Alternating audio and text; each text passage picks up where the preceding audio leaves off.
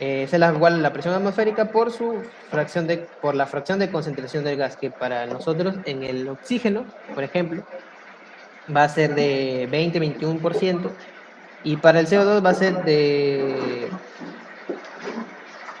otro porcentaje que no recuerdo ahora mismo. Pero a lo que voy es que cuando nosotros inspiramos el aire, nosotros el aire que inspiramos tiene que pasar con 3 condiciones. Tiene que estar húmedo, tiene que estar limpio y tiene que estar caliente. Me detengo en la parte de húmedo. ¿Por qué? Porque el agua, el vapor de agua que va a humedecer el aire, va a tener una presión, va a ejercer una presión en lo que viene siendo esta mezcla de gases que estamos inhalando, inspirando. Entonces, al momento de que el vapor de agua entra y se mezcla con los gases que nosotros inspiramos, va a ejercer una presión parcial, la presión parcial del vapor de agua, que es 47 milímetros de mercurio. Y esto es dado gracias a nuestra temperatura que se mantiene constante. A una temperatura de 37 grados centígrados, la presión parcial de vapor de agua viene siendo 47 milímetros de mercurio. Ahora, esta presión parcial de vapor de agua va a hacer que las demás presiones vayan cambiando. ¿Por qué? Porque al haber la presión siempre tiene que ser, la suma de presiones parciales siempre tiene que dar 760 milímetros de mercurio por lo que es la parte atmosférica. Entonces, a nosotros añadir una presión, las demás presiones tienen que ir variando, o bajando o aumentando. En este caso va a ir disminuyendo, haciendo que al momento de que el aire ingrese hacia nuestros alveolos, al haber una presión parcial de vapor de agua y aparte la presión parcial de CO2 en el alveolo está aumentando, debido a que el CO2 está en constante intercambio, está saliendo del capilar, el oxígeno está entrando, por lo tanto va a haber una disminución de la presión parcial de oxígeno, que en este caso llegaría con 104 milímetros de mercurio, de 159. Cuando se humedece en nuestras vías respiratorias, pasa a ser de 149 debido a la presión parcial del vapor de agua. Y cuando llega a nuestros alveolos, disminuye aún más debido al intercambio. Y el CO2 pues aumenta, haciendo así que el total siempre de 760 milímetros de mercurio en toda nuestra vía respiratoria. Y básicamente es eso la parte de la ley de Dalton. Ahora, ¿cómo es que se da propiamente esta difusión en nuestros alveolos? Esto va a ser explicado gracias a la ley de Fick. La ley de Fick explica cómo se da la difusión de gases a través de un tejido, a través de una barrera.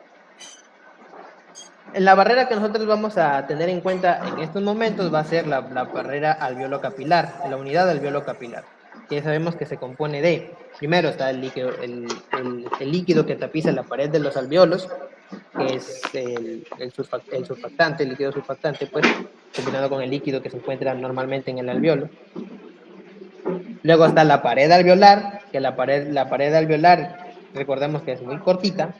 Luego está la parte del intersticio, luego viene la parte del endotelio y luego viene ya al propio capilar, al interior del capilar.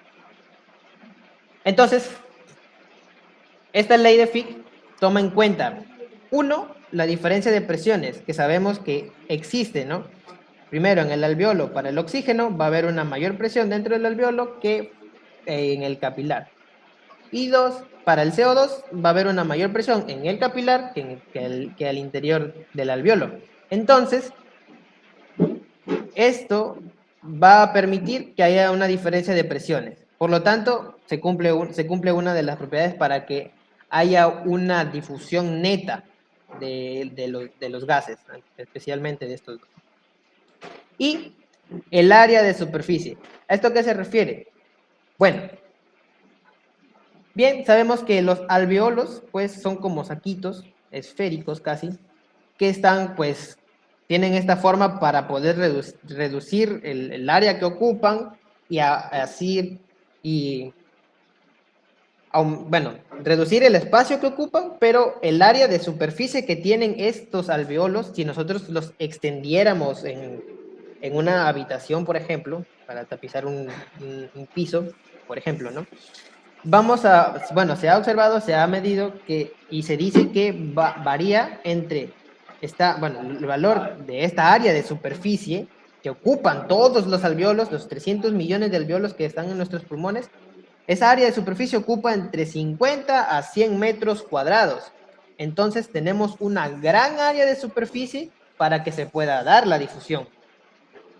Y entonces el volumen de gas, porque aquí es el volumen de gas, que va a pasar a través de esta área de superficie, al ser muy grande, entonces va a permitir que un mayor volumen de gas pueda ingresar a través de esa área de superficie.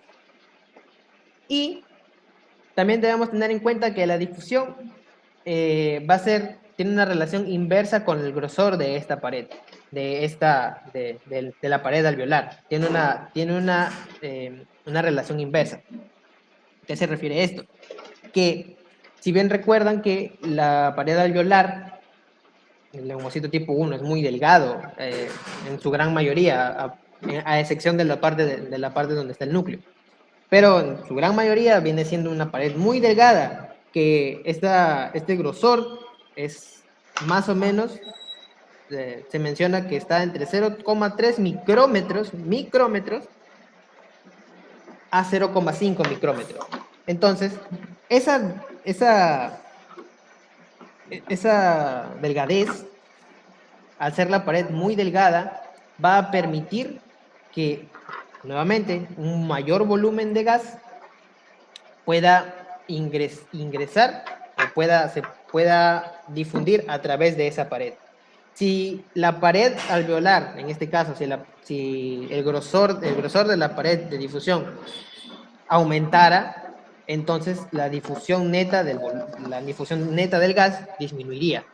Por ejemplo, cuando ocurren edemas pulmonares, esta barrera alveolo capilar se agranda, ya no vendría a ser 0,5, sino vendría a ser aún más.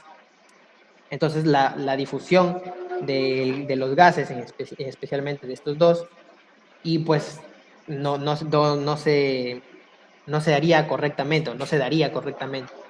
Por lo tanto, nos llevaría a un estado por ejemplo, de hipoxemia, donde hay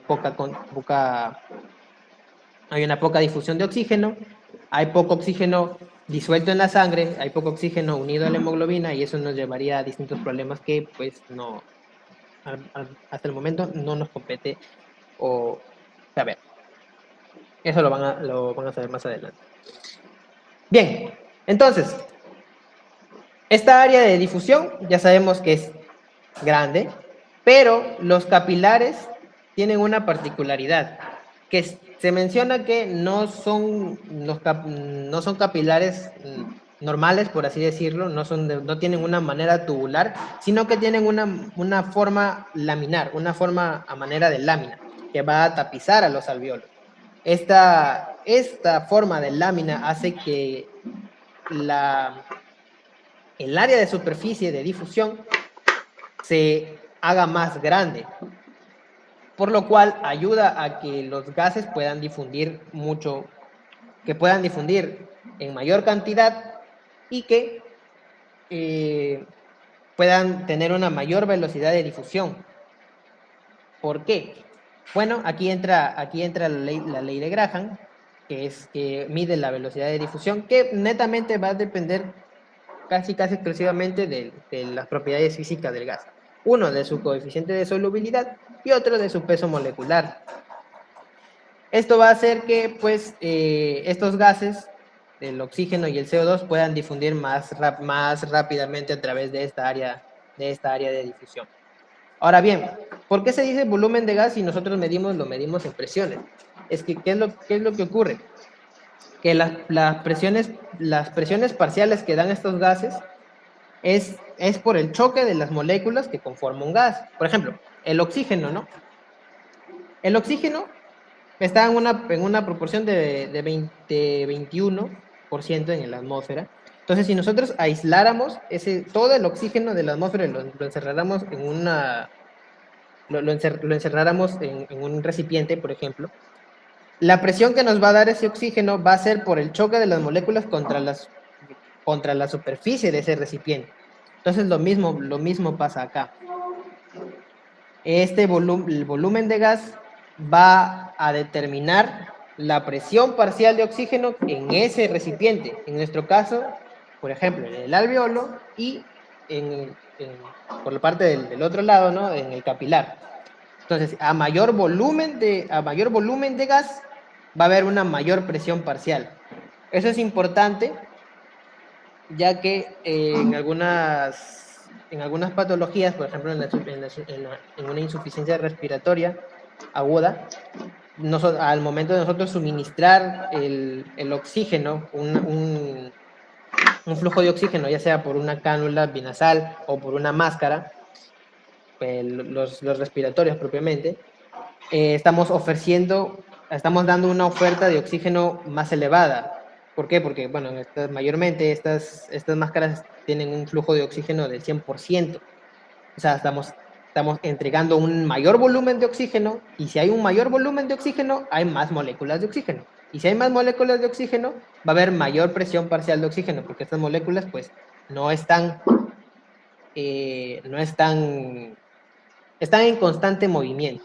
Y ese constante movimiento hace que se choquen unas entre otras, hace que choquen contra las paredes, lo que aumenta la presión parcial. Entonces, la presión parcial de los gases no es más que, refleja ese cúmulo esa cantidad de moléculas que existen en el gas. Entonces, eso. La presión parcial de oxígeno depende directamente de la cantidad, por ejemplo, de oxígeno, ¿no? La presión parcial de oxígeno depende directamente de la cantidad de moléculas, o sea, del volumen que existe en este caso, de oxígeno. Y tenemos la ley de Henry, que explica cómo es que se da esta difusión de un medio gaseoso de un medio gaseoso a un medio líquido. Y da por la siguiente fórmula, que la presión parcial es igual a la concentración del gas disuelto sobre el coeficiente de solubilidad. Ahora, en un medio, explica la ley de Henry, en un medio, los gases que están disueltos en un medio líquido y en un gas, en un medio líquido y un medio gaseoso, siempre van a tender al equilibrio. O sea, las presiones en el gas y en el medio gaseoso y la presión parcial que ejerce ese gas disuelto en el líquido van a tender al equilibrio, o sea, se van a igualar, van a tender a esa igualdad. Entonces, para que la concentración de gas disuelto aumente, depende directamente o netamente va a depender de la presión parcial que tenga ese gas en el medio gaseoso.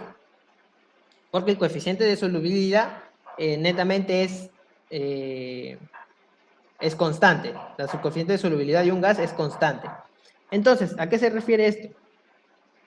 Siempre entre nuestros alveolos y en nuestros capilares, en los capilares pulmonares, la tendencia va a ser que se llegue al equilibrio de presiones de los gases. Va a tender que se llegue al equilibrio. ¿Qué es lo que ocurre?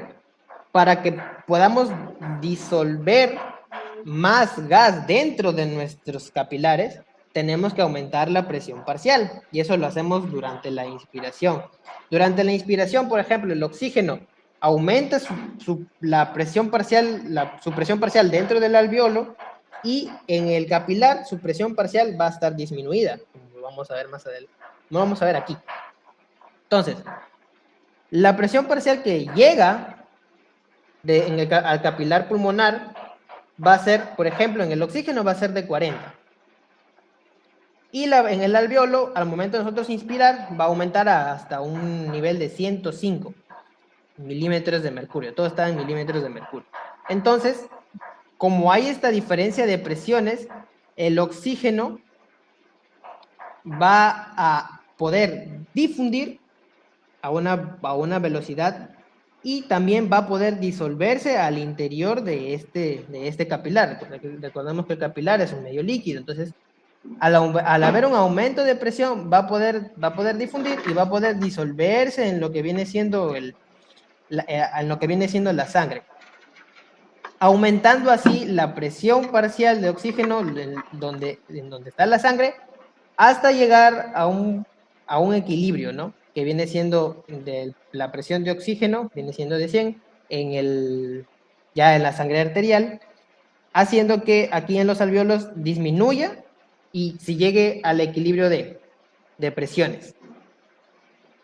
Y bueno, eso es lo que permite que el oxígeno pueda mantenerse disuelto en la sangre, y permitiendo que, pues, por la misma diferencia de presiones, el oxígeno y el CO2 también puedan disolverse en el interior de la sangre y puedan ser transportados disueltos. Porque vamos a ver que el oxígeno netamente disuelto no va a satisfacer las necesidades metabólicas del cuerpo.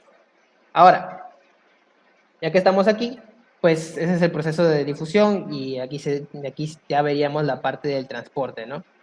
En los alvéolos vamos a tener una presión parcial de oxígeno de 105 milímetros de mercurio y la presión de CO2, de dióxido de carbono, va a ser de 40.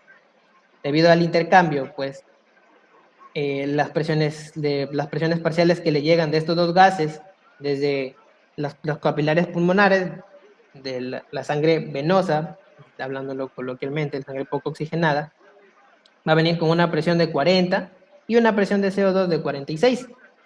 Entonces, como hay una diferencia de presiones, pues va a permitir la difusión de estos gases, haciendo que las presiones, ya la parte de salida por las venas pulmonares, sea de 100 milímetros de mercurio para la presión de oxígeno y de CO2 sea de 40. Entonces, bueno, esto ya llega a la parte del corazón izquierdo, aurícula del ventrículo izquierdo, y eso se reparte o se distribuye hacia todos los órganos del cuerpo.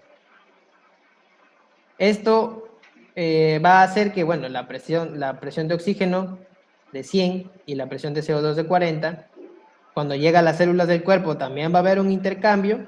Dentro de las células del cuerpo, la presión parcial de oxígeno llega a ser de 23 milímetros de mercurio y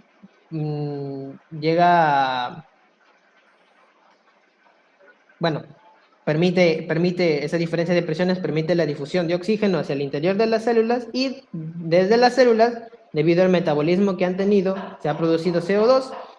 Ese CO2 se acumula al interior de las células, lo que permite que haya una mayor presión parcial de CO2 al interior de las células que en el capilar, lo que permite una salida de CO2 hacia el capilar, llegando así a las presiones parciales en las venas sistémicas, de oxígeno de 40 milímetros de mercurio y de CO2 de 46 milímetros de mercurio, yendo así hacia el corazón derecho, aurícula y ventrículo derecho, y va hacia la arteria pulmonar, llegando a los celos capilares nuevamente para que vuelva a ser oxigenado y vuelva a ser transportado, y así en todo un ciclo.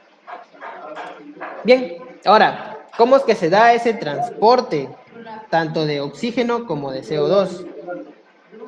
Vamos a ver primero la parte del transporte de oxígeno, donde el oxígeno va a estar siendo transportado de dos diferentes maneras.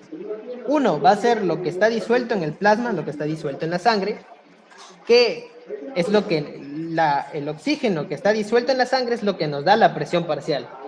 El oxígeno que va unido a la hemoglobina, que es otra forma del transporte de oxígeno, no da la presión parcial. Eso no interviene en la presión parcial. Solamente el oxígeno que está disuelto en el plasma interviene en la presión parcial, es lo que nos da la presión. Pero esto lo vamos a ver que también va a tener relación con la saturación de la hemoglobina por la curva que vamos a ver después. Bueno, este porcentaje de oxígeno que está disuelto en el plasma es alrededor del 2% y se va a dar según la ley de Henry.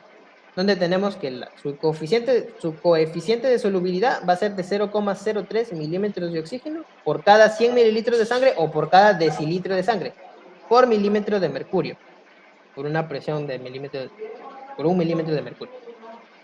Esto multiplicado por su presión parcial, si bien recuerdan, esta es la ley de Henry, la concentración del gas disuelto es igual a la presión parcial. Esto se pasa a multiplicar y sería la presión parcial multiplicado por su coeficiente de solubilidad, me va a dar la concentración de gas disuelto. Entonces, si nosotros multiplicamos estos dos valores, nos va a dar que la concentración de oxígeno en nuestra sangre, por cada 100 mililitros de sangre o por cada decilitro de sangre, va a ser de 0,3 mililitros.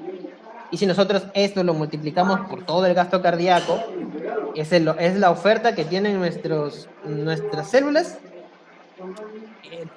es la oferta de oxígeno disuelto en nuestro plasma que tienen nuestras células, que vendría a ser 15 mililitros de oxígeno en toda nuestra sangre. Entonces, esto obviamente es insuficiente para nuestras necesidades metabólicas de todas nuestras células. Entonces, ¿cómo se va a suplir o cuál es el mecanismo para suplir esta falta de oxígeno? Es que el oxígeno vaya unido a algo más. Se transporte el oxígeno unido a una proteína, en este caso, que es la hemoglobina. Entonces, estas dos formas son las que tiene el oxígeno para ser transportado en nuestra sangre. Disuelto en el plasma y unido a la hemoglobina. Ahora, para que haya una correcta oxigenación de nuestra sangre, para que haya una correcta oxigenación, tiene que haber una buena cantidad disuelta. Aparte, tiene que haber una buena concentración de hemoglobina. Si no hay hemoglobina, entonces el oxígeno pues no se va a poder unir a la hemoglobina que tenemos. Y también tiene que haber una correcta afinidad de la hemoglobina por el oxígeno. ¿Okay? Estas son las tres condiciones para que haya una correcta oxigenación de la sangre. Bien. Ya vimos cuál es el transporte de oxígeno disuelto en el plasma. Ahora vamos a ver el transporte de oxígeno cuando se da unida a la hemoglobina. ¿Qué es la mayor parte del transporte de oxígeno que hay en nuestro cuerpo? Es el 98% del oxígeno está unida a la hemoglobina. Y bien, si recordamos, la hemoglobina va a tener 4 grupos globina, 2 cadenas alfa, 2 cadenas beta, 4 grupos globina, y cada grupo globina va a tener un grupo hemo. ¿Qué es el grupo hemo? Es un anillo de porfirina donde en el centro de este grupo hemo va a tener un ion ferroso, el hierro más 2, un ion ferroso. Este ion ferroso va a tener la capacidad de poder unirse al oxígeno, pero sin oxidarse. Va a tener esa capacidad de unirse al oxígeno, pero sin oxidarse, sin pasar a ion férrico, al hierro más 3. Se va a mantener en la situación de hierro más 2. ¿Y cómo se da esto? Debido a la reacción de oxigenación, que se da aquí, como se ve aquí en esta tablita, donde por cada átomo de hierro va a haber o le va a pertenecer una molécula de oxígeno. Una molécula de oxígeno.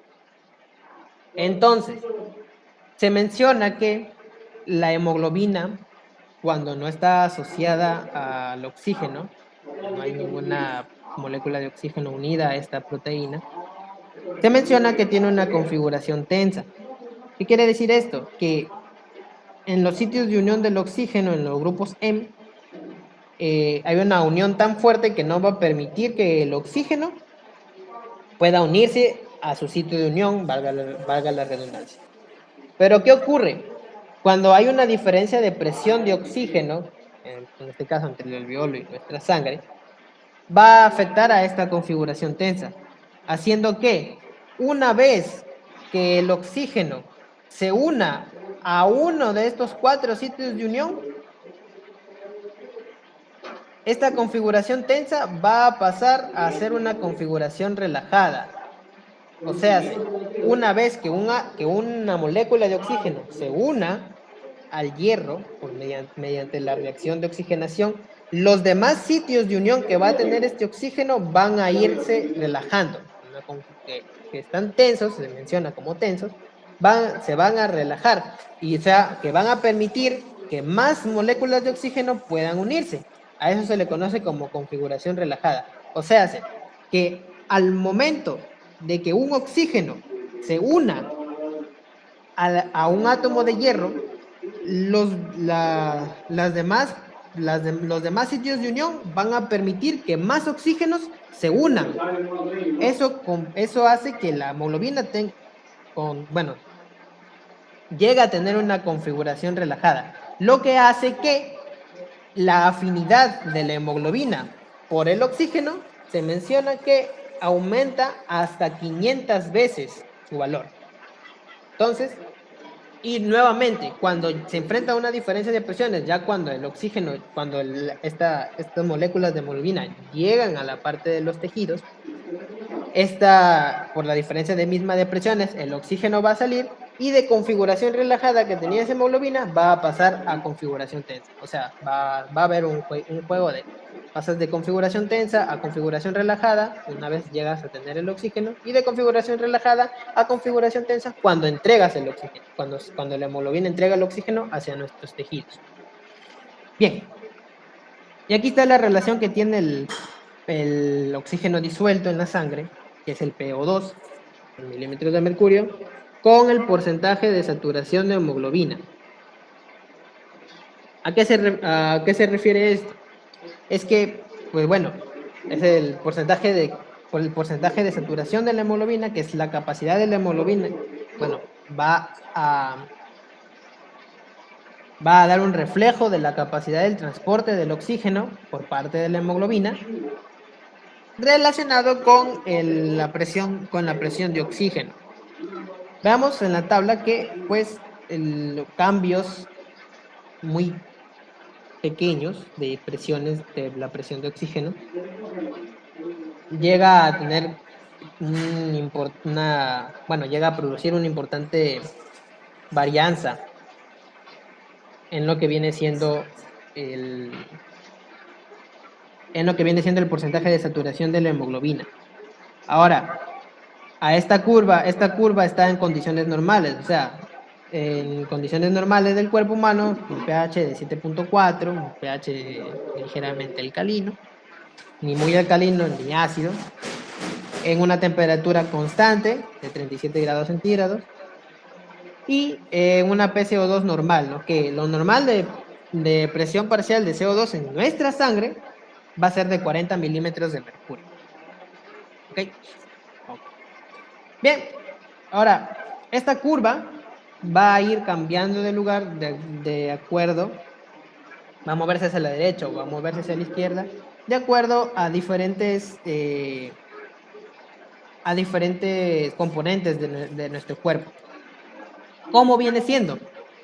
La temperatura, la presión parcial de CO2, el 2,3 difosfoglicerato y en esencia el pH.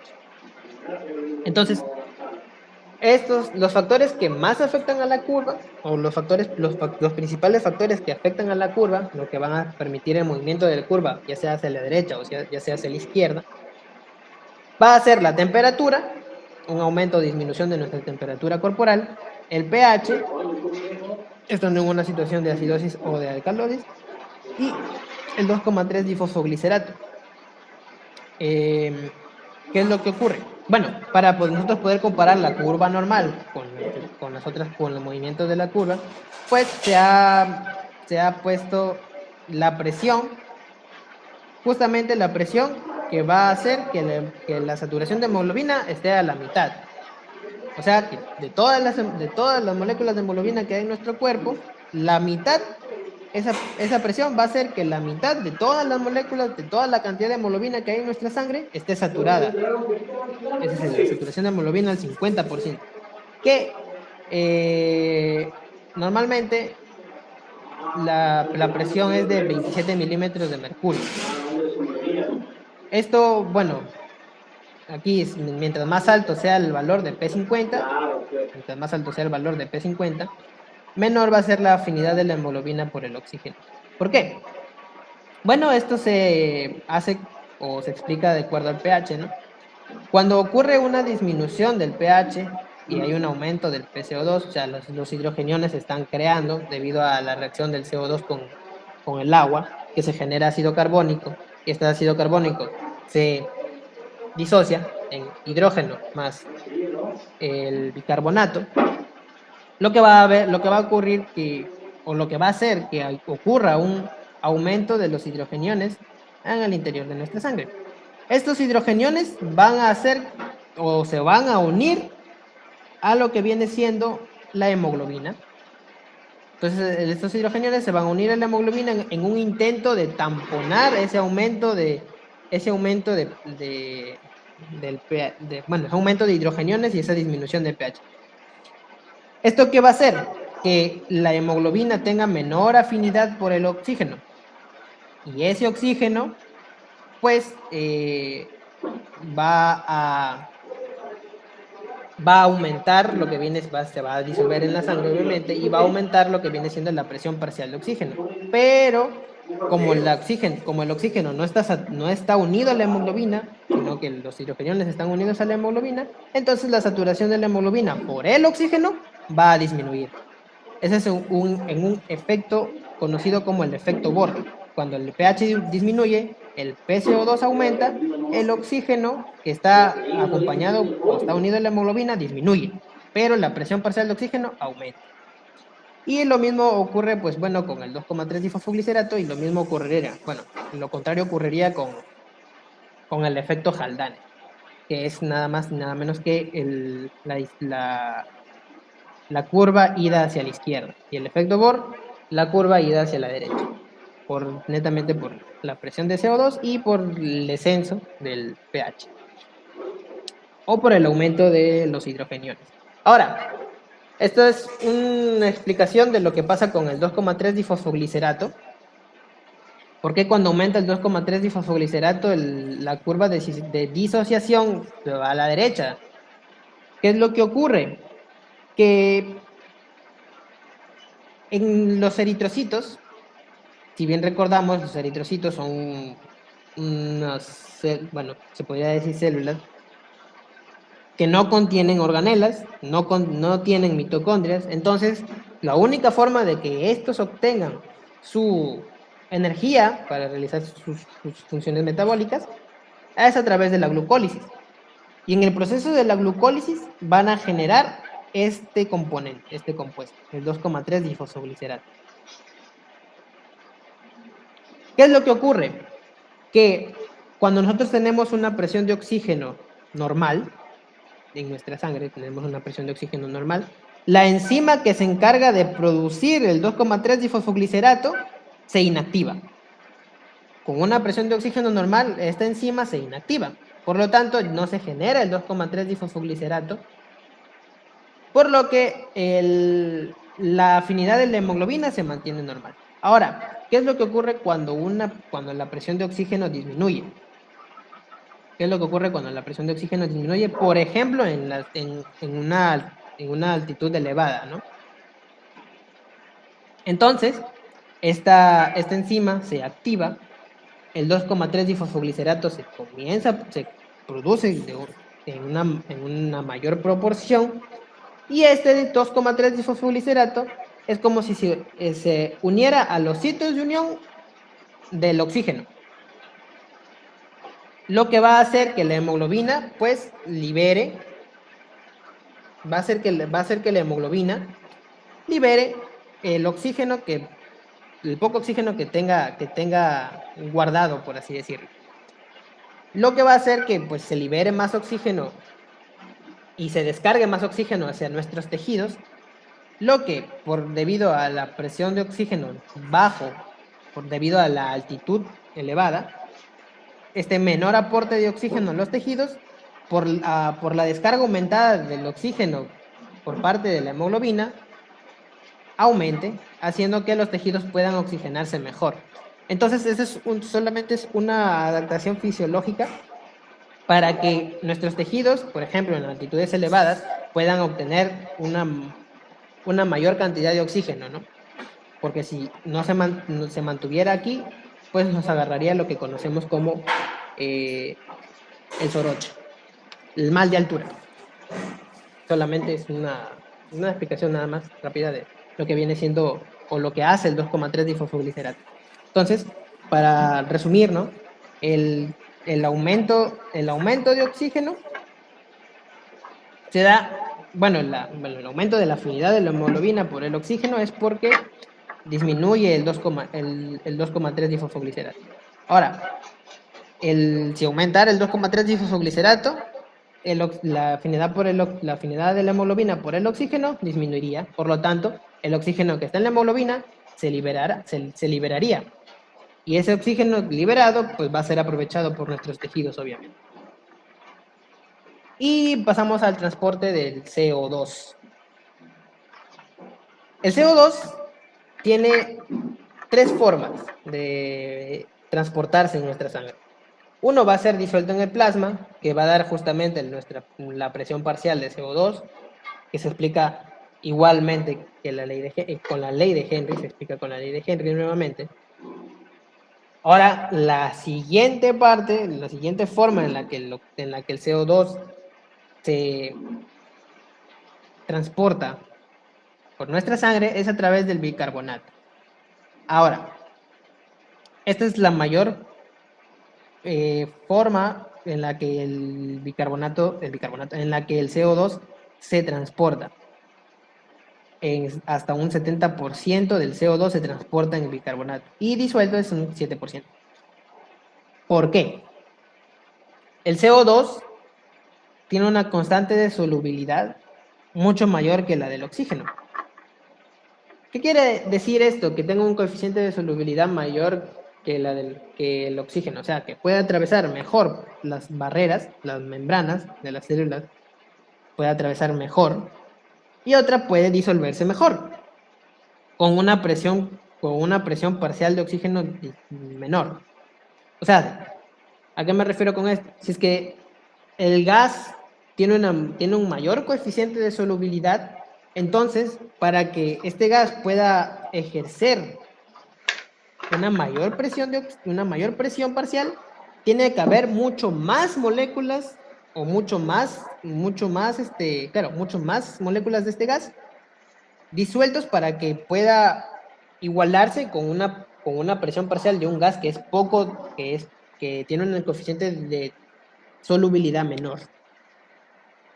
Entonces, por eso es que el CO2 pues, puede disolverse con una mayor cantidad en el plasma, pero su presión parcial pues, no va a ser mucho mayor que la del oxígeno.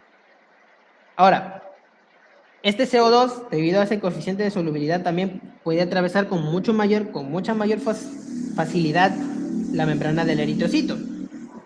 Y dentro del eritrocito, debido a la presencia de una enzima conocida como la anhidrasa carbónica, este CO2 se va a poder unir rápidamente con el agua al interior del eritrocito. Debido a que esta enzima, la anhidrasa carbónica, llega a acelerar esta reacción hasta unas 500 veces.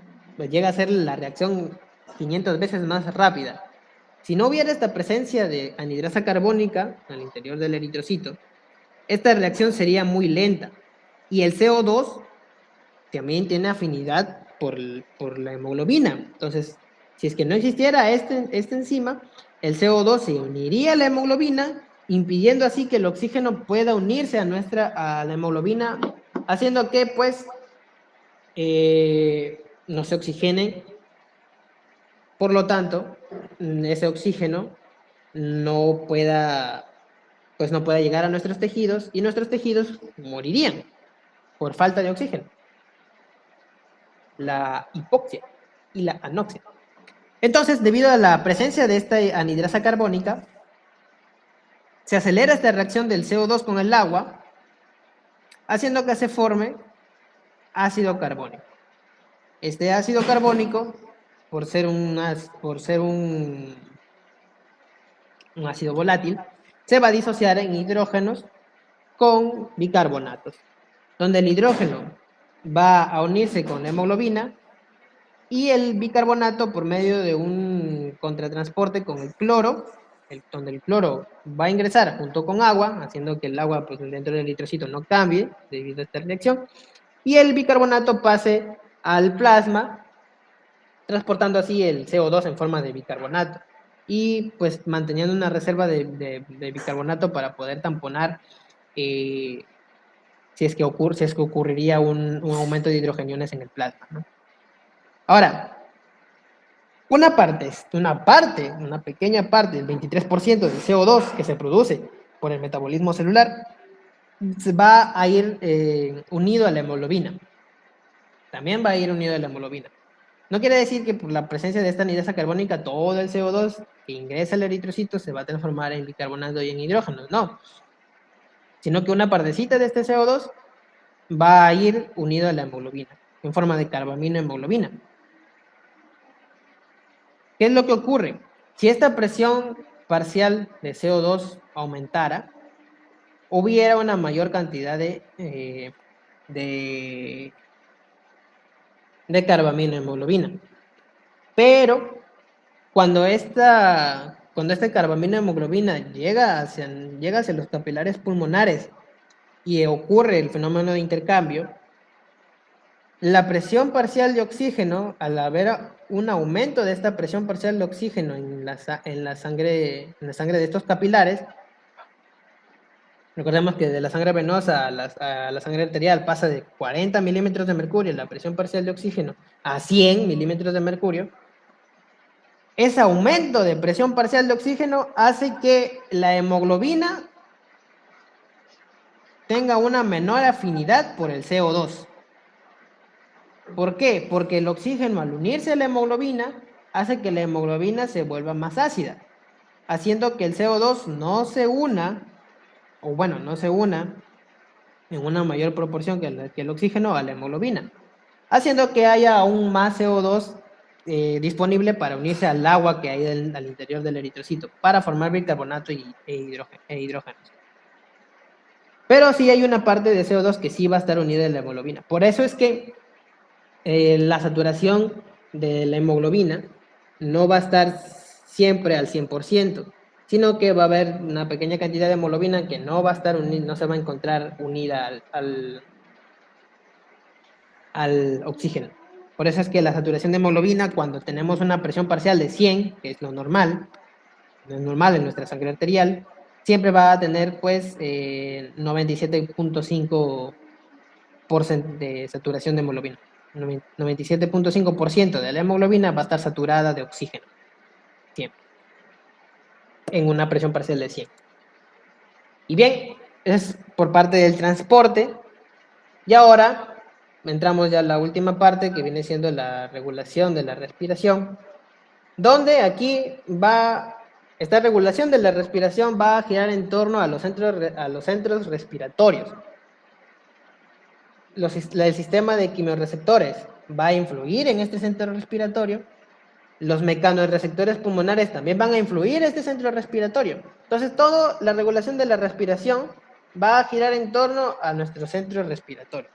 De la respiración involuntaria. Este centro respiratorio va a influir o va a tener conexiones con los nervios que inervan a nuestros músculos respiratorios, esencialmente en nuestro diafragma, en C3, en C4 y en C5, donde se dice que se encuentran los centros respiratorios secundarios.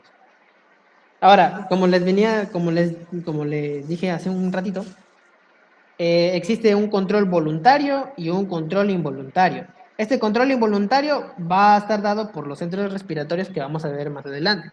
Y el control voluntario se va a dar gracias a las vías corticoespinales que van a inervar a nuestros músculos estriados. Recordemos que la musculatura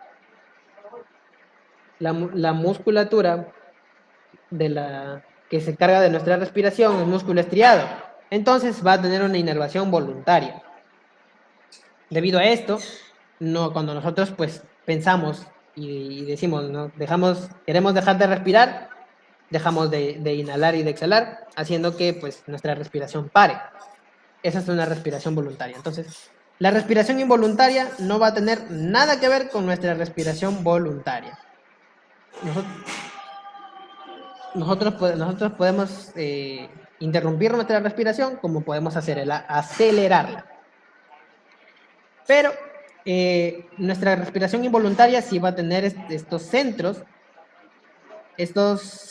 respiratorios que se van a encontrar tanto en nuestro puente de Barolio, nuestra protuberancia anular, como en nuestro bulbo raquídeo, que van a ejercer o van a poder permitir esta respiración automática que tenemos nosotros cuando caminamos, esta respiración inconsciente que hacemos, para pues no quedarnos sin oxígeno.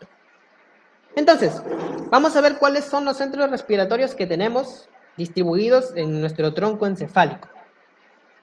Son grupos de neuronas que se van a encontrar principalmente en nuestra protuberancia anular, en nuestro puente y en nuestro bulbo raquídeo, que van a ser 3. Se menciona que hay un cuarto, que es el centro amnéutico, que promueve la inspiración, pero no se ha demostrado en humanos, no se ha encontrado su función en la respiración, se menciona. Pero estos 3 sí, que tenemos un grupo respiratorio dorsal, que se va a encontrar en la parte dorsal de la médula oblongada, un grupo respiratorio ventral, que se va a encontrar en la parte ventral de lo que viene siendo la médula oblongada del bulbo raquídeo, y un centro neumotáxico que se va a encontrar en la parte superior del puente de la protuberancia anular. Entonces, uno va a promover la inspiración, el otro va a dar según qué casos, y uno de estos 3 va a ser el que va a regular esta inspiración, que no sea tan prolongada. Bien, comenzamos con el grupo respiratorio dorsal. Este grupo respiratorio dorsal se va a encargar, como dice la imagen, de la inspiración. Es lo que va a dar, su principal función es dar la ritmicidad a la respiración. Ahora, este grupo respiratorio dorsal va a tener sus grupos neuronales, sus cuerpos, sus somas, en el núcleo del tracto solitario. Su mayoría de neuronas van a estar ahí. ¿Qué es lo que implica esto? Que las aferencias que van a venir hacia el grupo respiratorio dorsal van a llegar a través principalmente del vago y del glosofaringio. Entonces, van a tener aferencias de quimiorreceptores periféricos, que vamos a ver que es uno de los grupos neuronales que también influyen en la regulación de la respiración, quimiorreceptores periféricos. También va a tener aferencias de varoreceptores, va a tener receptores en el pulmón, los mecanorreceptores justamente, y también va a haber receptores en el hígado y en el páncreas y en diferentes vías. Entonces, estas van a llevar aferencias a través de los pares craneales 9 y 10, a través del glosofaringio y a través del vago, que van a ir hacia el núcleo del tracto solitario, y en el núcleo del tracto solitario van a haber conexiones con este grupo de neuronas de la respiración que se encuentra en la parte dorsal, este grupo respiratorio dorsal. Y este grupo respiratorio dorsal va a tener pues sus eferencias a través de vías respiratorias motoras, haciendo que nuestra respiración sea rítmica. Ahora, esta ritmicidad va a darse a través de señales en rampa. ¿Qué se refiere esta parte de señales en rampa? ¿A qué se refiere? Pues, a ver. Uy, creo que no puedo escribir. No. Bueno. Uy, perdón. Bueno. ¿Qué es lo que ocurre? Se le conoce así como rampa porque estos grupos neuronales van a estar dando descargas de impulsos, de impulsos nerviosos. Van a estar dando descargas de impulsos nerviosos, pero estos impulsos nerviosos no van a ser, pues, perdón, se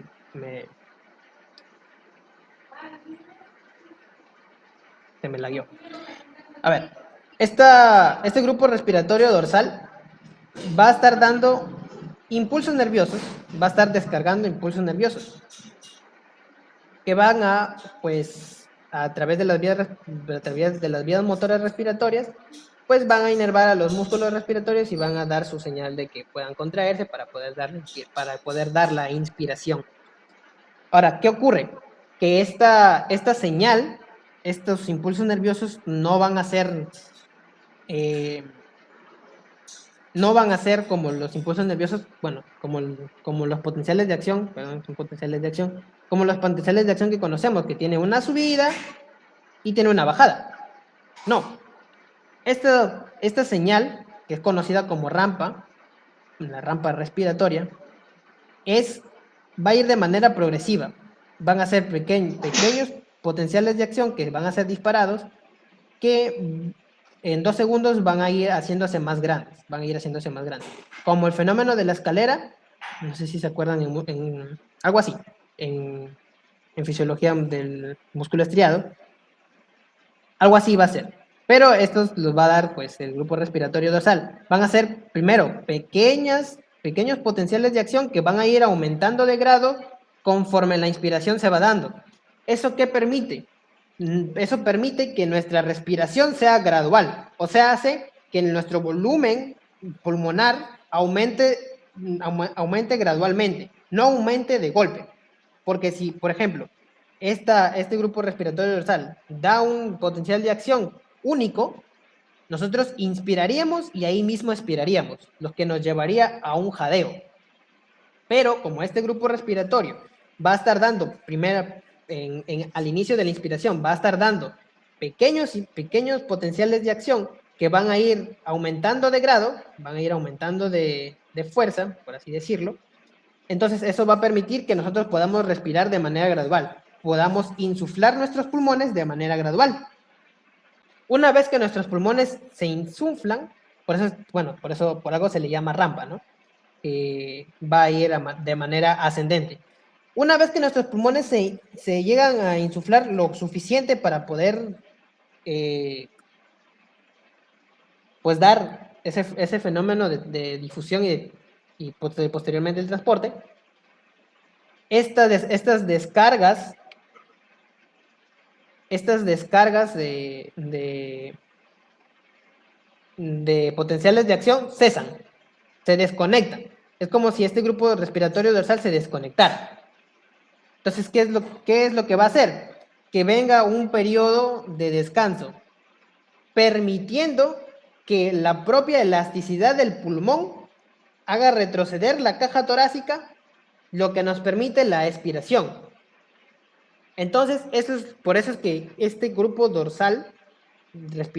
respiratorio dorsal, no sé si ven mi pantalla bien. Pregunto porque se me está medio lagueando la computadora. Entonces, si pueden responder, por favor, por su audio.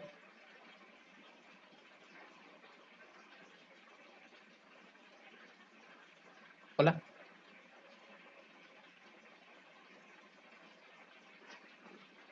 ¿Sí se ve? ¿Sí me están escuchando? Sí, Manuel. Sí, sí se escucha. Sí se ve, ¿no? Sí se ve todo. Sí, sí se ve. Ya. Entonces, como les iba explicando, llega un punto en el que esta rampa respiratoria cesa. No sigue aumentando, sino que cesa y viene un periodo de descanso, por así decirlo, que es el periodo de expiración, que dura aproximadamente 3 segundos.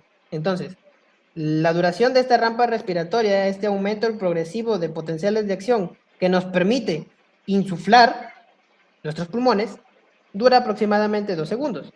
Luego de esos 2 segundos, que claro, es una respiración en reposo, obviamente. Luego de estos 2 segundos, este grupo respiratorio dorsal deja de mandar impulsos nerviosos, deja de mandar potenciales de acción, lo que permite que podamos entrar en un periodo de expiración, que nuestros músculos se relajen y que por la propia elasticidad de nuestros pulmones podamos expirar. así controlando la ritmicidad de nuestra respiración a través de esta señal en RAM. No sé si me estoy dejando entender. ¿Sí se entendió, muchachos? De esto. Y no, para que no puedo ver el chat o las reacciones que puedan mandar. Pues se me está lagueando todo. Bueno, continuamos. Ahora pasamos al centro neumotáxico. El centro neumotáxico va a controlar esa desconexión que tiene la rampa, que lo produce el centro respiratorio dorsal. Se va a encontrar, pues, es la localización anatómica, dorsalmente en el núcleo parabraquial, va a estar en la parte superior del puente, perdón, ahí no es bulbo, ahí es puente. Y su función va a ser controlar la inspiración. ¿Por qué? Recordemos que el grupo respiratorio dorsal va a estar mandando potenciales de acción para que se pueda dar la inspiración. Y luego va a haber un punto de desconexión donde va a ocurrir la expiración. Entonces, este centro neumotáxico va a influir en ese punto de desconexión. Va a hacer que sea más, por así decirlo, sea más rápido, más antes de lo normal, haciendo que la inspiración sea más corta y también no permitiendo que la inspiración se prolongue mucho. Entonces, como este centro neumotáxico va a impedir que esa función en rampa o esa rampa respiratoria, esos pequeños y luego grandes impulsos nerviosos que va a dar este grupo respiratorio dorsal, entonces este centro neumotáxico pues va a limitar o va a controlar la inspiración, va a controlar esta inspiración, haciendo que también, como un efecto secundario, la frecuencia respiratoria aumente. ¿Por qué? Pues porque al momento de que la inspiración se vuelve más corta, la expiración también se vuelve más corta. Y esto va a hacer que nuestra frecuencia respiratoria aumente. Entonces respiramos más rápido, porque hacemos inspiraciones más superficiales y nuestras expiraciones también van a ser pues, más superficiales, haciendo que nuestra frecuencia respiratoria aumente. Entonces esa es la función de este centro neumotáxico. Va a controlar nuestra inspiración, interrumpiendo la rampa respiratoria antes de que se dé toda la inspiración que se puede dar de manera en reposo o también cuando se da una inspiración forzada, haciendo que nuestra frecuencia respiratoria también llegue a aumentar. ¿Y qué pasa con el grupo respiratorio ventral? Aquí en la imagen, por ejemplo, dice que participa en la expiración como la inspiración. Este grupo respiratorio ventral, cuando nosotros estamos así sentados, sin hacer ningún tipo de ejercicio, por ejemplo, ningún tipo de esfuerzo físico, se menciona que está inactivo, no funciona este grupo respiratorio ventral. Pero cuando nosotros entramos a hacer, por ejemplo, ejercicios, a hacer ejercicios, el grupo respiratorio dorsal, los potenciales de acción que genera este grupo respiratorio dorsal es como si se desbordara a las demás zonas y entre ellas a las demás neuronas y entre ellas a las neuronas que conforman este grupo respiratorio ventral, permitiendo que las neuronas que conforman este grupo respiratorio ventral, de lo que no estaban chambeando, pasen a chambear por este aumento de estímulos del grupo respiratorio dorsal. Entonces, ayuda a que nosotros podamos, en situaciones de ejercicios, por ejemplo, de que hagamos un ejercicio físico, permite que nosotros podamos inspirar más de lo que inspiramos normalmente, o sea, hacer una inspiración forzada. Esto es lo que nos permite. Y, aparte de eso, este es un grupito de neuronas que conforman este grupo de respiratorio ventral. También va a haber otro grupo de neuronas que va a tener este grupo respiratorio ventral, que va a dar impulsos nerviosos de expiración. O sea, hace que en una expiración forzada va a estimular a nuestros músculos de la prensa abdominal, a nuestros músculos de nuestro abdomen, para que se contraigan y generen que pues que podamos expirar forzadamente, que podamos expirar más. Entonces, este grupo respiratorio ventral normalmente permanece inactivo, pero cuando llega el momento de hacer un ejercicio físico, se activa y ayuda a la inspiración. Y cuando nosotros expiramos, cuando nosotros tratamos de expirar más fuerte, tratamos de hacer una expiración forzada, también un grupito de neuronas que pertenecen a este mismo grupo respiratorio ventral va a mandar señales hacia nuestros músculos de la prensa abdominal para que podamos expirar forzadamente. Entonces, para resumir, tenemos un grupo respiratorio dorsal en el bulbo que participa netamente en la inspiración y es el que controla la ritmicidad de nuestra respiración a través de la señal de rampa. Y tenemos este grupito en el bulbo raquídeo también, este grupo respiratorio ventral que permanece inactivo en situaciones de reposo, pero que se activa en situaciones de ejercicio, por ejemplo, que participa tanto en la expiración, mandando señales hacia nuestros músculos hacia nuestros músculos abdominales, y también participa en la inspiración, pues activando también a nuestros músculos inspiratorios accesorios. Y tenemos el centro neumotáxico, que va a inhibir pues a este grupo respiratorio dorsal, va a controlar nuestra inspiración y por consiguiente va a aumentar también nuestra frecuencia respiratoria. Y estos son los centros que van a regular nuestra respiración, principalmente pues nuestro grupo respiratorio dorsal, que es a lo que van a ir los demás las aferencias de los quimiorreceptores y las aferencias de los mecanorreceptores que tenemos en nuestro pulmón. Y hablando de los mecanorreceptores, vamos a ver que el dolor, vamos a ver que la irritación de nuestras vías respiratorias, pues van a causar varios reflejos en nuestra respiración. Por ejemplo, nosotros cuando inspiramos y hacemos una inspiración forzada, o sea, metemos más volumen de aire de lo normal, va a llegar a un punto en el que ya no vamos a poder meter más aire. ¿Pero por qué? Porque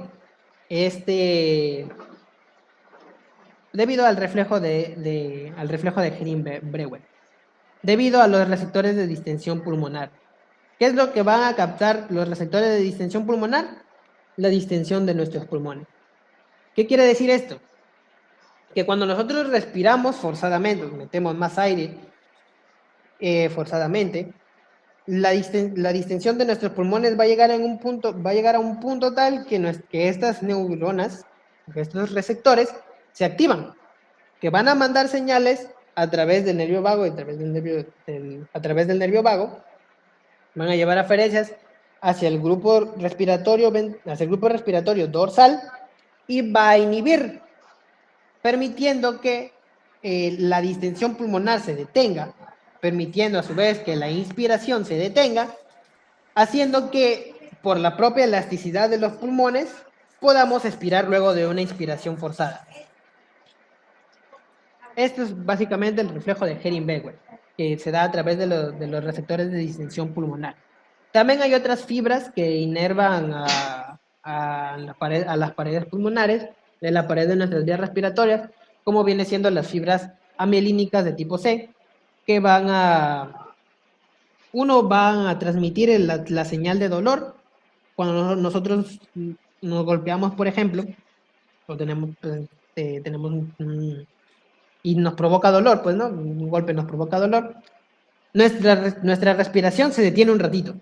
Y esto es gracias a las fibras amielínicas de tipo C, que van a transmitir dolor hacia nuestro centro respiratorio, llevándonos a una apnea de forma rápida. O sea, va a haber un pequeño tiempo luego de que nos demos el golpe, que vamos a dejar de respirar.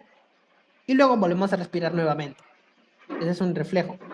Estas fibras amialínicas de tipo C también van a ser activadas, por ejemplo, por la capsaicina del picante, del rocoto, del ají, que algunos comen, que va a hacer que uno se produzca la tos a veces y otro pues que entremos en un periodo de apnea también, un periodo de apnea rápida. También tenemos receptores, nervios, que van a estar inervando las paredes de nuestra laringe, que van a activar el reflejo de la tos, que estos nervios son los nervios, son los nervios conocidos como nervios irritantes de la laringe, que van a transmitir señales que van a irritar a la pared de nuestras vías respiratorias, por ejemplo, por entrada de objetos extraños hacia nuestras vías respiratorias. Como cuáles, por ejemplo, no sé si les ha pasado que cuando estamos tomando agua, a veces el líquido como que trata de meterse hasta nuestras vías respiratorias y empezamos a toser. Eso se da por el reflejo de la tos que da estos nervios irritantes. Y también por las fibras amialínicas que ya les comenté anteriormente. Esta es la regulación de los mecanorreceptores sobre la respiración, bueno, sobre el centro respiratorio, que puede inhibir o puede aumentar, ¿no? En el caso de la tos, y puede inhibir en el caso de la apnea, en el caso del dolor. Bien, y ahora pasamos a la parte del control químico. O sea, por los quimiorreceptores que se encuentran, ya sea por los quimiorreceptores que son centrales, que se encuentran en el bulbo raquídeo, y por los quimiorreceptores periféricos que se van a encontrar tanto en el cuerpo carotídeo como en el cuerpo aórtico. Estos quimiorreceptores, sustancias químicas, van a ser sensibles a los cambios de pH, o sea, al aumento o disminución de la concentración de hidrogeniones, a los cambios en la presión parcial de dióxido de carbono, del CO2, y a la presión parcial de oxígeno. Van a ser sensibles a los cambios de estos gases y de los hidrogeniones. Y como ya les dije, existen dos tipos: los centrales, que van a estar en el bulbo raquídeo. Dicho sea de paso, estos quimiorreceptores centrales son los que tienen una influencia más potente en comparación con los quimiorreceptores periféricos en el centro respiratorio, pero es más lento. Y los periféricos no tienen un efecto tan potente, pero son más rápidos. Y estos se encuentran pues, en el cuerpo carotídeo y en el cuerpo aórtico. Primero vamos a ver los quimiorreceptores centrales. ¿Qué es lo que ocurre? Pues se menciona, dice el Guyton, que los centros respiratorios que hemos visto anteriormente, el centro neumotáxico, el centro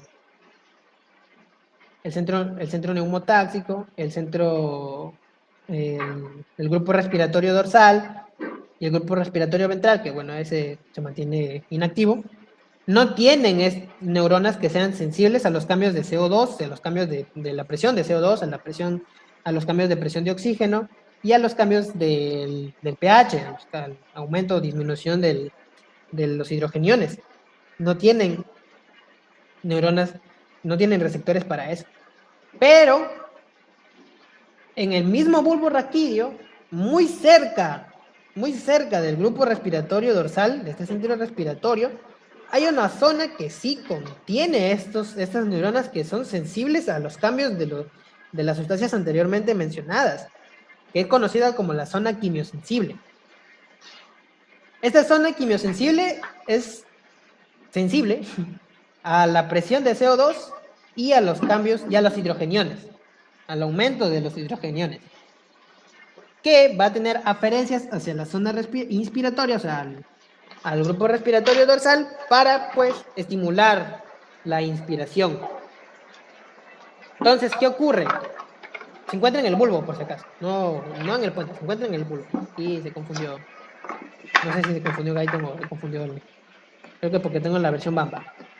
Pero bueno, ¿cómo se da este mecanismo? Cuando nosotros estamos en una acidosis, en un aumento de los hidrogeniones en nuestra sangre, debemos recordar que el aumento de hidrogeniones en nuestra sangre no afecta a estos receptores. No las afecta. ¿Por qué? Porque los hidrogeniones son difícilmente, bueno, para decirlo de otra manera, no pueden atravesar muy fácil, que digamos, la barrera hematoencefálica. Su paso a través de la barrera hematoencefálica de los hidrogeniones es muy difícil, por lo tanto no atraviesa. Pero, ¿qué acompaña al aumento de hidrogeniones? ¿Qué es lo que lo acompaña?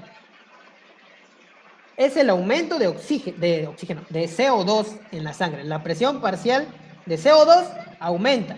Si aumenta la presión parcial de CO2, quiere decir que más CO2 se encuentra disuelto en nuestro plasma.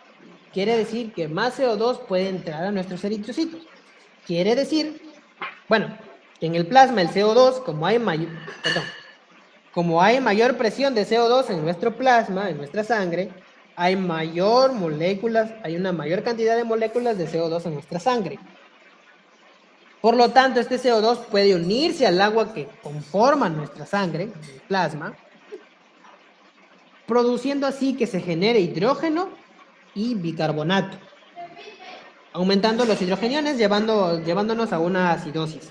Ahora bien, este CO2, como está aumentado, este CO2 se le hace más fácil atravesar la barrera hematoencefálica que al hidrógeno. Entonces, lo que atraviesa la barrera hematoencefálica es el CO2, no el hidrógeno.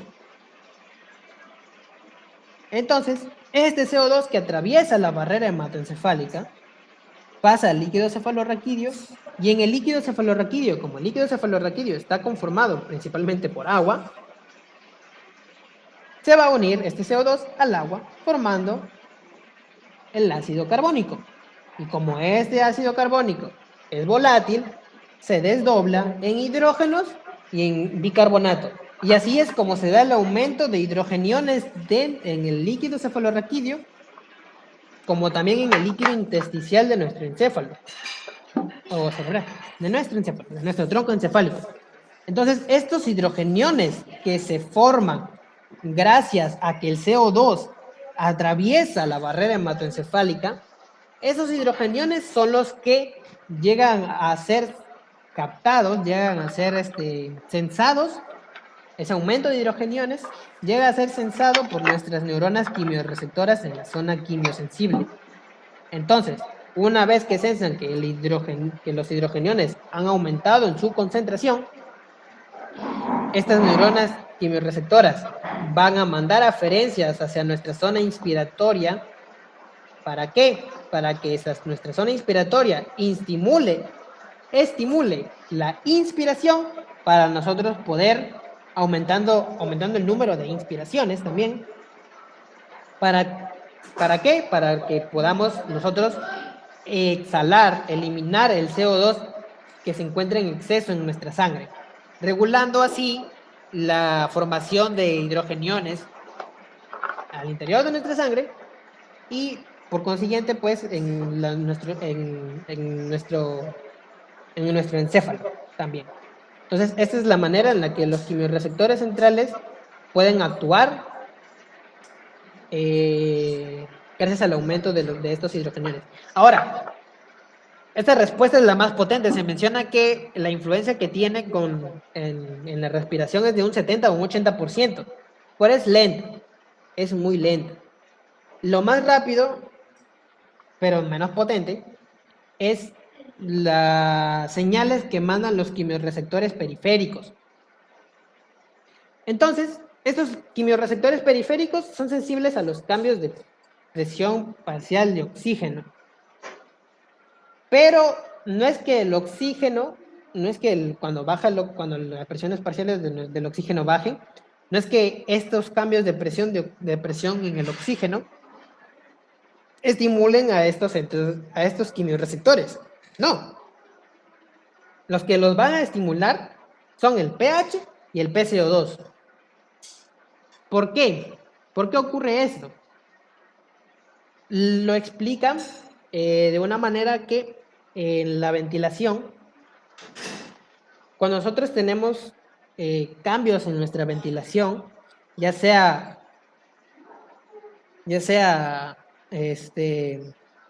que respiremos menos, o sea, una hipoventilación, o que respiremos más, que sea una hiperventilación, los cambios en la presión parcial de oxígeno no se ven tan afectados. O sea, nuestro cuerpo no siente esos cambios de presiones de la presión parcial de oxígeno. ¿Por qué? Porque el oxígeno recuerden que la presión parcial de oxígeno lo da netamente el oxígeno que está disuelto en nuestro plasma. ¿Y qué cantidad de oxígeno está disuelto en nuestro plasma? Solamente el 2%. Entonces, esos cambios en la ventilación, en nuestra ventilación, no hacen que nuestro cuerpo lo sienta. Estos cambios en la presión parcial de oxígeno, por los cambios en nuestra ventilación, nuestro cuerpo no lo siente. ¿Por qué? Porque la mayor cantidad de oxígeno está unido a nuestra hemoglobina. Entonces, si es que no hay una variación fuerte de esta presión parcial de oxígeno, por debajo de los 60 milímetros de mercurio, por ejemplo, nuestro cuerpo pues va a seguir normal, va a seguir funcionando normal. Pero lo que pasa con la ventilación, con estos cambios en nuestra ventilación, es que nuestra PCO2 sí se va a ver afectada muy fuertemente. Observen, en una ventilación normal, nuestra PCO2 va a estar en 40 milímetros de mercurio. Cuando nosotros hipoventilamos, o sea, respiramos más lento, nuestro volumen minuto disminuye. Miren cómo aumenta nuestra PCO2, el doble aumenta. Una disminución a la mitad de nuestro volumen minuto hace que nuestra presión de CO2 aumente hasta, por ejemplo, 80 milímetros de mercurio, que es lo que es el doble. Esto hace que estemos en una situación de hipercapnia, lo que nos va a conllevar, por ejemplo, a una acidosis, lo que nos lleva a que estos quimiorreceptores periféricos pues manden señales hacia los centros respiratorios para que podamos podamos aumentar nuestra frecuencia respiratoria para poder eliminar ese exceso de CO2. Y cuando nosotros hiperventilamos, o sea, respiramos más rápido, nuestro CO2 disminuye a la mitad, por ejemplo. Y esto va a hacer que nuestra respiración se regule, haciendo que respiremos más lento. O sea, hace que los cambios en nuestra respiración van a ir más por el lado en los cambios, el control de nuestra respiración por parte de estos quimiorreceptores, van a ir más a los cambios de PCO2 y de pH que a los cambios de PO2, de la presión parcial de oxígeno propiamente dicho. Entonces, ¿cómo ocurre Entonces, ¿qué función tiene la presión de oxígeno en estos quimiorreceptores periféricos? Pues, estos neurones que se encuentran aquí, en el cuerpo aórtico y en el cuerpo carotidio, pues van a estar irrigados esencialmente literalmente por la sangre arterial, o sea que van a estar sensando la presión parcial de oxígeno conforme sale del pulmón, o sea, a 100 milímetros de mercurio. Eso quiere decir que los cambios de presiones parciales de oxígeno hacen que estos receptores se vuelvan más sensibles a los cambios del PCO2. O sea, que los cambios en la PO2 alteran la sensibilidad de estos receptores a la presión parcial de dióxido de carbono, del CO2, haciendo que o se insensibilicen o se hagan más sensibles a estos cambios de PCO2, haciendo que pues den las den ese aumento en la respiración. Por ejemplo, esta es la influencia de la PCO2 arterial en nuestra ventilación. ¿Cómo es esto? Nuestro PO2, nuestra presión parcial de oxígeno disminuye, por ejemplo, disminuye. Esto hace que nuestra presión parcial de CO2 aumente. ¿Qué es lo que va a hacer la presión parcial de CO2 arterial, en la sangre arterial, se aumente? Va a hacer que el pH en sangre disminuya. Este aumento, pues, si disminuye el pH, aumenta la concentración de hidrogeniones. Este aumento de los hidrogeniones en sangre va a activar a nuestros quimiorreceptores periféricos en los cuerpos aórticos y en los cuerpos carotídeos. Y estos van a través de sus neuronas sensoriales, a través de los nervios, del nervio vago en el cuerpo aórtico y en el cuerpo carotídeo, el nervio glosofaringeo, el noveno par craneal, van a llevar esas aferencias hacia el centro respiratorio en el bulbo raquídeo, o sea, hacia el centro respiratorio dorsal, lo que va a llevar a eferencias ya hacia las neuronas motoras de la médula espinal, que van a inervar a nuestros músculos respiratorios, en especial el diafragma, para aumentar nuestra ventilación, haciendo que, si se aumenta nuestra ventilación, eliminamos mayor cantidad de CO2 y la presión parcial de CO2 en nuestra sangre arterial disminuya, teniendo un feedback, una retroalimentación negativa, estos quimiorreceptores, teniendo esta retroalimentación negativa con la PCO2 aumentada. Y así es como afectan estos quimiorreceptores periféricos. Estos quimiorreceptores periféricos no se afectan tanto por los cambios de la PO2, pero son muy sensibles a los cambios de PCO2, debido a esta... Y que el PCO2 pues regula en mayor parte, es el principal gas que regula en mayor parte de nuestra ventilación. Entonces, este sistema de quimiorreceptores van a actuar más a un cambio de PCO2 que a un cambio de PO2. Pero estos quimiorreceptores periféricos también van a tener una acción cuando la presión parcial de oxígeno disminuye por debajo de los 60 milímetros de mercurio. ¿Cómo? En estos quimiorreceptores periféricos, tanto en el cuerpo carotídeo como en el cuerpo aórtico, van a haber un grupo de células, se menciona que son células glandulares, que se les conoce como las células glómicas. Estas células glómicas van a ser muy sensibles a los cambios de la presión parcial de oxígeno. Entonces, ¿qué es lo que va a ocurrir cuando la presión parcial de oxígeno disminuye a niveles por debajo de los 60 milímetros de mercurio? Estas células glómicas en su membrana van a tener unos canales conocidos que son los canales de potasio sensibles al oxígeno, los cuales, si tuviéramos una presión parcial de oxígeno normal, que es de 100 milímetros de mercurio,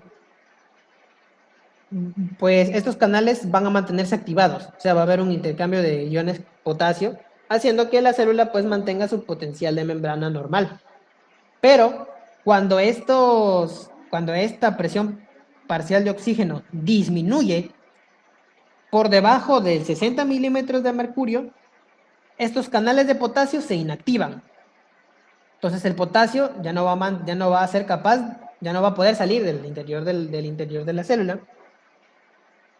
haciendo que ocurra una diferencia de potencial entre el interior y el exterior de la célula, haciendo que esta diferencia de potencial haga que se abran unos canales de calcio dependientes del voltaje, haciendo que el calcio intracelular aumente su concentración, ya que va a pasar calcio del extracelular al intracelular. Entonces, el calcio intracelular va a aumentar su concentración Y un aumento de concentración del calcio intracelular va a hacer que unas vesículas que contienen neurotransmisores que están al interior de estas células glómicas, va a hacer, este aumento de calcio intracelular va a hacer que estas vesículas liberen su contenido. Y su contenido, pues, son neurotransmisores. Se menciona que normalmente son acetilcolina o dopamina, cualquiera de las dos cosas. Pero que en épocas de una hipoxia, cuando ocurre una hipoxia prolongada, o sea, cuando no hay cuando hay una menor concentración de oxígeno en nuestra sangre, se menciona que un potente estimulador de estas fibras aferentes que van a llevar el potencial de acción hacia nuestro centro respiratorio va a ser el ATP. Entonces, una vez que, pues, ya sea el ATP en situaciones de hipoxia, o ya sea la acetilcolina o dopamina, va a unirse a sus receptores, va a causar un potencial de acción a través de una fibra aferente que va a llevar este potencial de acción hacia nuestros centros respiratorios, estimulando nuestra inspiración, haciendo que, pues, en la inspiración podamos ventilar más nuestros alvéolos, haciendo que la presión de oxígeno alveolar aumente. Y si aumenta nuestra presión de oxígeno alveolar, pues va a haber una mayor difusión. Y si hay una mayor difusión, va a haber una mayor presión. La presión parcial de oxígeno en nuestra sangre va a aumentar debido a que se va a disolver más oxígeno en nuestra sangre. También va a aumentar la concentración también va a aumentar el oxígeno que se va a unir a nuestra hemoglobina, haciendo que regularicemos el oxígeno que ingresa a nuestro cuerpo debido a este control de los quimiorreceptores periféricos, a esta regulación en la respiración que tenemos. Y bueno, eso sería todo. La clase de regulación de la inspiración es sacado mayormente del Guyton y del Stuart, mayormente de estos dos. La anterior de difusión y de transporte sí está sacado de estos tres. Hay una parte de Gannon también. Y bueno, eso sería todo. Espero que se haya comprendido esa parte de fisiología respiratoria, que viene siendo, bueno, es todo, la mayor parte de eso. Ya cuando entren al ciclo, pues el profesor Oscar el doctor Oscar les enseñará unas cuantas cosas más. Espero que les haya servido, al menos como una introducción. Espero no los haya confundido. Si hay alguna duda, por favor, háganla. Yo veré si les puedo responder. Y bueno, eso sería todo. Ya les estaré dando estas diapositivas a Orlando para que les pueda proporcionar a ustedes. Y bueno, eso sería todo. Muchas gracias por la atención.